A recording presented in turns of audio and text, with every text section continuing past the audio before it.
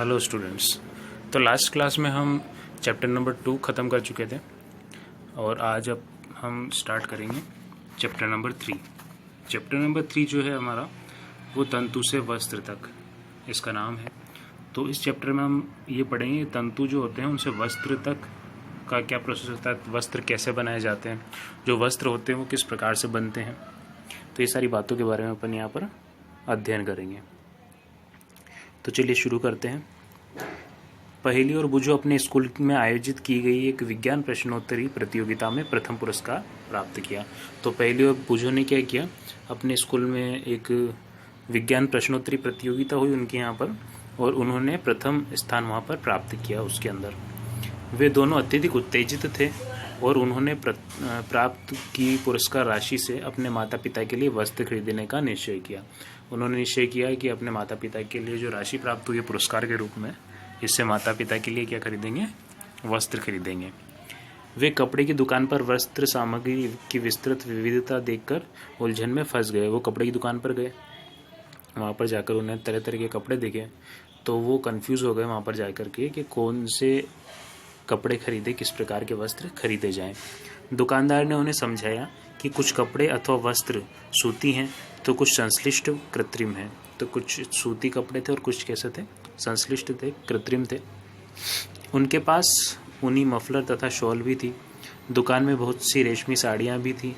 पहेली तथा बूझो अत्यधिक उत्तेजित दिखाई दे रहे थे। उन्होंने उन विभिन्न कपड़ों को स्पर्श किया और उनके बारे में जानकारी प्राप्त की। अंत में उन्होंने यह ऊनी मफलर तथा एक सूती साड़ी खरीदी। तो लास्ट में उन्होंने क्या खरीदा, एक तो ऊनी मफलर खरीदा और एक सूती साड़ी भी उन्होंने खरीदी।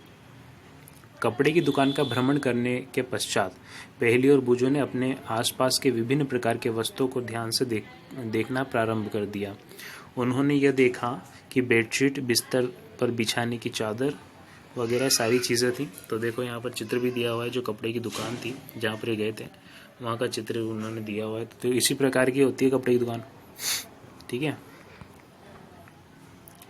तो कंबल, पर्दे, मेजपोश, तौलिए, झाड़न आदि ये सभी विभिन्न प्रकार के कपड़ों से बने थे।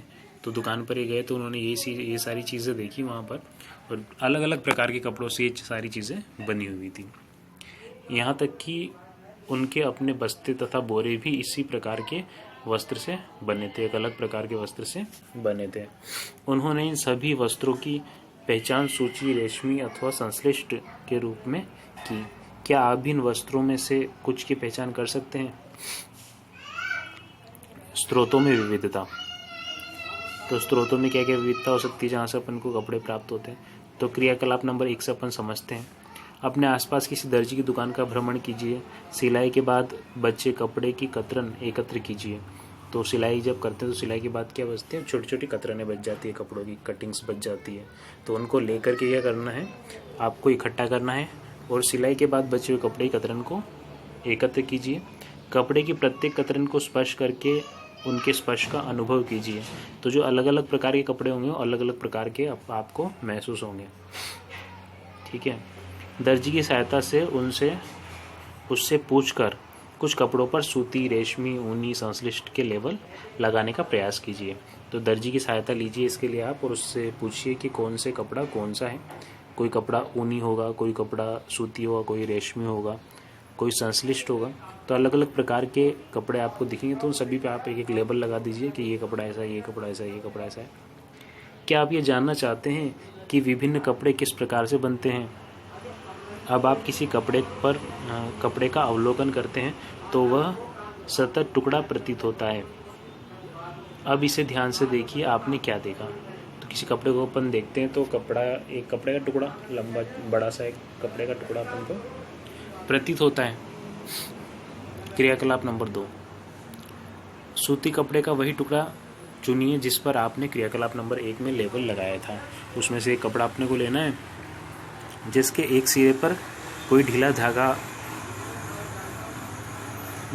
टूटने का प्रयास, तो उसे खींचकर तोड़ने का प्रयास कीजिए। तो उसमें जो बहुत सारे धागे दिखेंगे आपको सिरों पर, तो उस धागे में से एक धागे को खींचिए और उसको धागे को ढूंढने का प्रयास करना है, और उस धागे को अपन क्या करेंगे, बाहर खींचेंगे।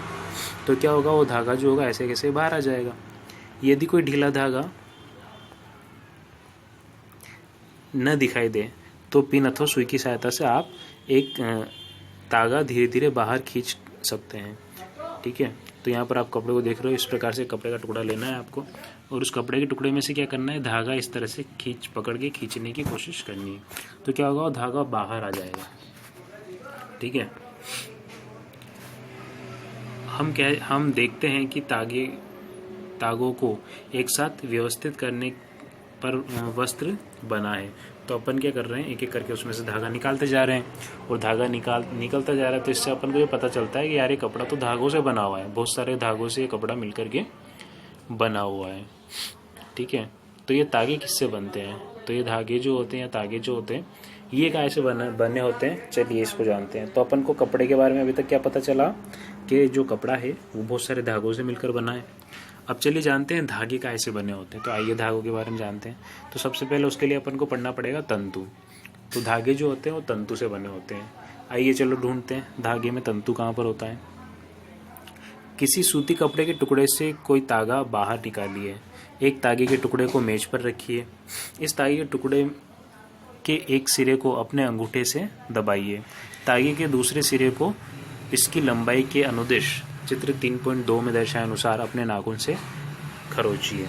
क्या आप इस सिरे पर यह देखते हैं कि तागा पतली पतली लड़ियों में विखंडित हो गया है। तो देखो यहाँ पर चित्र में दिखाया है 3.4 में, एक धागे को अपन ने मेज पर रख दिया, और धागे को मेज पर रखने के बाद क्या किया, नाखून से इस तरह से इसको खरोचा दोनों तरफ से। ठीक है, तो जब इसको नाखून से खरोचा, तो नाखून से खरोचने के बाद आप देखोगे कि धागे का जो सिरा था वो धागे का सिरा ऐसा हो गया, मतलब उसमें से पतली पतली ऐसे लड़ियाँ निकलती हुई आपको दिखाई देंगी। ठीक है, तो ये जो पतली पतली लड़ियाँ हैं ये इस प्रकार से धागे में से अलग अलग हो जाएंगी अगर आप इसको इस तरह से खरोचोगे तो। ठीक है, तो इससे अपन को पता चलता है कि ये धागा भी पतले पतले तंतुओं से बना हुआ है, पतली पतली लड़ियों से बना हुआ है, और इन्हीं को क्या मानेंगे अपन, तंतु मानेंगे। चलिए आगे चलते हैं। सुई में तागे को पिरोने का प्रयास करते समय भी आपने ऐसा ही प्रेक्षण किया होगा। सुई में जब अपन तागा पिरोते हैं तो उसमें तागा जो होता है वो आगे से उसमें पतली पतली लड़ियाँ निकली होती है, इसलिए वो क्या होता है ठीक से परोने में नहीं आता। तो फिर उसको क्या करते हैं अपन, हाथ से थोड़ा सा घुमाते हैं, उन सारी लड़ियों को एक साथ करते हैं, तब जाके कहीं अपन उसमें सुई में परो पाते हैं। कई बार तागे का यह सिरा कुछ पतली लड़ियों से पृथक हो जाता है, ऐसा होने पर तागे को सुई के नाके से गुजरना कठिन होता है। ठीक है, तागे की ये दिखाई देने वाली पतली लड़ियाँ भी और अधिक पतली लड़ियों से मिलकर के बनी होती है, जिन्हें तंतु कहते हैं। तो ये लड़ियाँ जो होती है वो भी और अधिक पतले धागों से, पतली लड़ियों से मिलकर बनी होती है। उन पतले पतले रेशों को, उन लड़ियों को क्या कहते हैं, तंतु कहते हैं, और इन तंतुओं से मिलकर ही क्या होता है, ये धागा बना होता है। वस्त्र तागों से मिलकर बनते हैं तथा तागे भी आगे तंतुओं से मिलकर बने होते हैं। ये तंतु कहाँ से आते हैं, अभी तंतु जो हैं ये कहाँ से आते हैं, जो जिससे धागे बनते हैं, तो आइए जानते हैं। कुछ वस्त्रों जैसे सूती, जूट, रेशमी तथा ऊनी के तंतु पादपों तथा जंतुओं से प्राप्त होते हैं। तो ये पादपों से आते हैं या फिर कहाँ से आते हैं, जंतुओं से आते हैं। इन्हें प्राकृतिक तंतु भी कहते हैं। क्या कहते हैं इनको, प्राकृतिक तंतु भी कहते हैं। रुई तथा जूट, पटसन पादपों से प्राप्त होने वाले तंतुओं के उदाहरण हैं। रुई, पटसन, जूट ये सब क्या है, पादपों से होते हैं, पादपों से प्राप्त होने वाले तंतु हैं। इनसे धागे या कपड़े बनाए जाते हैं। ऊन तथा रेशम जंतु से प्राप्त होते हैं।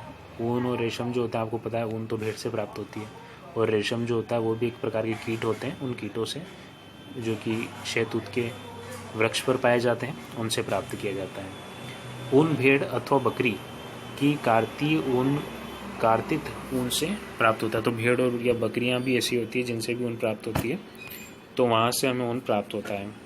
इससे खरगोश, याक तथा ऊँटों के बालों से भी प्राप्त किया जाता है।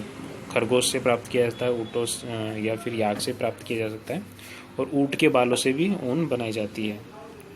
रेशमी तंतु रेशम कीट कोकून से खींचा जाता है। रेशम तंतु जो होते हैं वो रेशम कीट से प्राप्त होते हैं। हजारों वर्ष तक निर्माण के लिए केवल केवल प्राकृतिक तंतुओं का ही उपयोग होता था। तो पहले के टाइम पर तो कृत्रिम तंतु थे नहीं, बनाए नहीं जा सकते थे, लेकिन पहले क्या प्राकृतिक मतलब वृक्षों से प्राप्त, पेड़ों से प्राप्त या जानवरों से प्राप्त ये जो तंतु होते थे उन्हीं से वस्त्र बनाए जाते थे। पिछले लगभग 100 वर्षों से ऐसे रासायनिक पदार्थ जिनका स्रोत पादप अथवा जंतु नहीं है से तंतुओं का निर्माण किया जा रहा है। तो पिछले कुछ लगभग 100 सालों से मान सकते हैं अपन ऐसे केमिकल्स मतलब रासायनिक पदार्थों से निर्मित तंतुओं का निर्माण किया जा रहा है, उनका उपयोग किया जा रहा है। ठीक है, इन्हें संश्लेषित तंतु कहते हैं। इस प्रकार के जो तंतु होते हैं इनको क्या बोलते हैं? संश्लेषित तंतु बोलते हैं। इसके उदाहरण भी यहाँ पर दिए हुए हैं, पॉलिएस्टर, नायलॉन और एक्रिलिक संश्लिष्ट तंतुओं के उदाहरण हैं। ठीक है, तो ये संश्लेषित तंतु के उदाहरण हैं। बूझों ने यहाँ दिखाई गई कुछ वस्तुओं को संग्रहालय में देखा है। इन्हें योद्धा पहनते थे। वह ये जानना चाहता है कि क्या ये भी किसी प्रकार के तंतुओं से बने होते हैं। तो हाँ, सभी प्रकार के जो कपड़े होते हैं वो तंतुओं से ही बने होते हैं। तो जो भी कपड़ा आपको दिखाई देता है वो कैसे बना हुआ है? तंतुओं से मिलकर बना हुआ है, धागों से मिलकर बना हुआ है। कुछ पादप तंतु की बात करते हैं। तो कुछ प्राकृतिक पादप तंतु जो होते हैं उनकी बात करते हैं। पहला है रुई। रुई आप सभी ने देखी होगी। तो ये एक प्रकार का पादप तंतु भी पौधे से प्राप्त होती है। रुई आप जानते होंगे। अगर आपने नहीं देखा हो कि रुई का पौधा कैसा होता है तो अपने घर वालों से आप पूछ सकते हो। नॉर्मली आपको आसपास भी हो सकता है देखने को मिल जाए। रुई, क्या आपने कभी तेल लैंपों के लिए बत्तियां बनाई है? तो जो तेल के जो दिए वगैरह अपन बनाते हैं, तो दियों में जो बत्तियां रखी जाती हैं उसके लिए आपने जो बत्ती बनाई होगी, आपके घर वालों ने बनाई होगी, आपने देखी तो ज़रूर होगी। इन बत्तियों को बनाने के लिए आप क्या उपयोग में लेते हैं? इस रुई का उपयोग गद्दों, रजाइयों तथा तकियों में भी किया जाता है। तो गद्दे, रजाई, तकिए जो होते हैं उनमें भी इस रुई का उपयोग किया जाता है। कुछ रुई लीजिए, इससे खींच कर पृथक कीजिए। तो रुई लो आप हाथ में, घर पे रहती है सभी के नॉर्मली, और रुई लेकर के क्या करना है आपको? उसको तोड़ना है। ऐसे कुछ टुकड़ा उसको तोड़ना है। तो इसके किनारों को ध्यान से देखिए।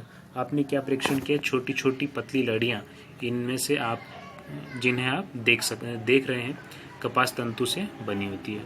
तो उसमें आप जब सिरों पर देखोगे उस रुई के टुकड़े को, तो जहाँ से आपने तोड़ा तो पतले पतले तंतु आपको वहाँ से निकलते हुए दिखाई देंगे, और यही क्या है? कपास के तंतु हैं। रुई कहाँ से आती है?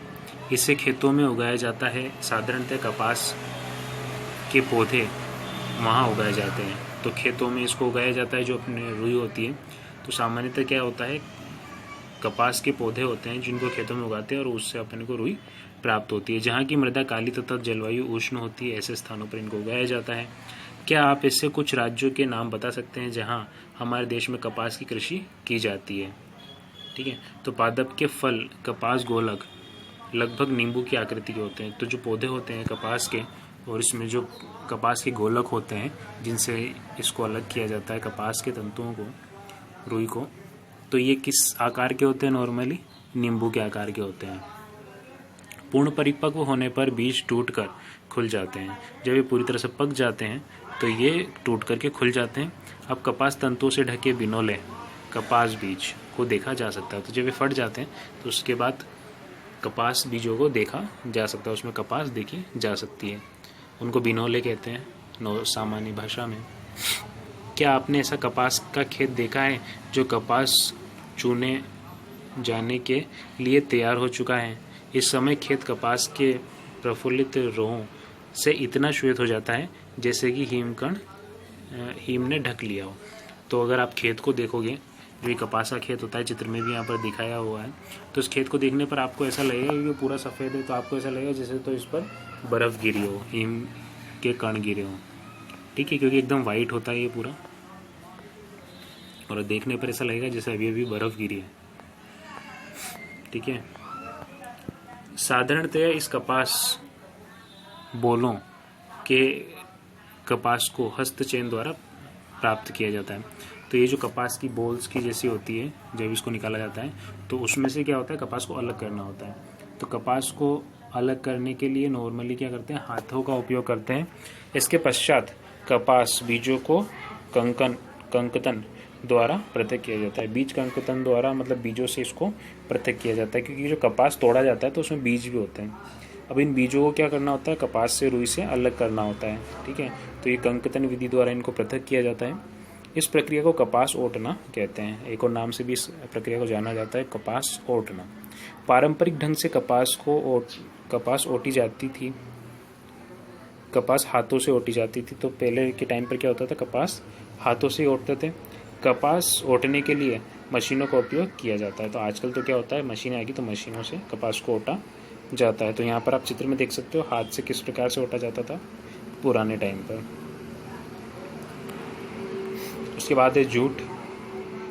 पटसन तंतु को पटसन पादप के तने से प्राप्त किया जाता है। तो एक तरह का तंतु होता है जिसका नाम होता है पटसन, जिस प्रकार से रुई है। तो इन तंतुओं से क्या बनते हैं, धागे बनते हैं। तो ये पटसन के जो तंतु होते हैं इनको कैसे प्राप्त किया जाता है यही जानते हैं। तने से प्राप्त किया जाता है। भारत में इसकी खेती वर्षा ऋतु में की जाती है, ठीक है। तो इसकी जो खेती है वर्षा ऋतु में होती है। भारत में पटसन को प्रमुख रूप से पश्चिमी बंगाल, बिहार, असम में उगाया जाता है। तो प्राकृतिक रूप से इसको कहाँ पर, पश्चिम बंगाल, बिहार तथा असम में उगाया जाता है, क्योंकि वहाँ का मौसम इसके लिए अनुकूल होता है। सामान्यतः पटसन पादप फसल को पुष्पन अवस्था में काटते हैं। तो पुष्पन की जो अवस्था आती है, जब फूल आ जाते हैं पौधे के अंदर, उस समय क्या करते हैं, पटसन को काटा जाता है, ठीक है। फसल कटाई के पश्चात पादपों के तनों को कुछ दिनों तक जल में डुबोकर रखते हैं। ऐसा करने पर तने गल जाते हैं और इन्हें पटसन तंतुओं को हाथों द्वारा पृथक कर लिया जाता है। तो देखो इस प्रकार से ये पटसन का पौधा है। तो ये पटसन का पौधा जो है इसको क्या करते हैं, काट लिया जाता है जब पुष्पन का समय होता है, और इसके तने को पानी में भिगो दिया जाता है, गला दिया जाता है, जिससे क्या होता है, इसके जो रेशे हैं वो अलग अलग हो जाते हैं और हाथों के द्वारा उनको पृथक कर लिया जाता है, क्योंकि गल जाते हैं पूरी तरह से। वस्त्र बनाने से पहले इन सभी तंतुओं को तागों में परिवर्तित कर लिया जाता है। ऐसा कैसे किया जाता है आइए जानते हैं। तो सबसे पहले क्या करते हैं, इन तंतुओं को क्या करते हैं, धागों में परिवर्तित करते हैं, और धागों से क्या बनाए जाते हैं, वस्त्र बनाए जाते हैं। तो ये कैसे किस प्रकार से संपन्न हो पाता है ये अपन आगे जानेंगे। और नेक्स्ट टॉपिक जो होगा अपना वो सूती धागे की कताई होगा, कि धागा किस प्रकार से बनाया जाता है। तो आज की क्लास में इतना ही, फिर मिलते हैं नेक्स्ट क्लास में आगे की स्टडी के लिए।